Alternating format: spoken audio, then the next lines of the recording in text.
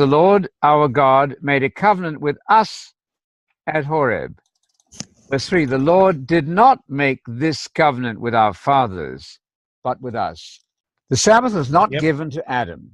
It was given to Moses under the law. This set of laws, it says there, Deuteronomy, was not given to our forefathers, it was given to us. The other one in Nehemiah says the Sabbath was given to Moses.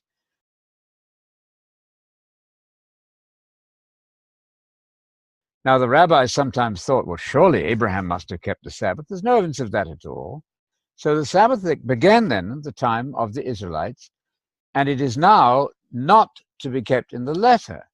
If you're insisting on keeping the letter of the Sabbath, and you then must keep the holy days and the new moons, because Colossians 2:16 and 17 makes them of equal status entirely, a single shadow, the annual festivals, the monthly new moon, beginning of every month, and the weekly Sabbaths, or in the area of the single shadow, which consists of annual holy days, monthly new moons, and weekly Sabbath, singular in meaning.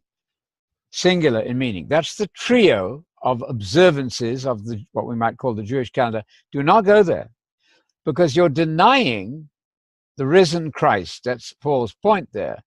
Don't go into the shadow when you've got the reality. That same shadow contrast with reality occurs in Hebrews 10, Hebrews 8, you know. Shadow is a bad thing. It's not the reality. So if you're insisting on keeping the weekly Sabbath, or insisting on keeping the annual holy days, where you must lose your job, if you can't keep the Feast of Tabernacles, for example, you're going to have to give up your job. This is dramatically desocializing. I know, because I was in the Armstrong movement many years ago, and people lost their jobs over this. I thoroughly recommend you get Colossians 2:16 and 17 worked out. There's a negative contrast there between the shadow and the reality of Christ, who is the head of the body, and we're supposed to be part of his body. He is our Passover. Notice how Paul is spiritualizing there. We are festivalizing every day, Paul said. Not let's keep the feast once a year.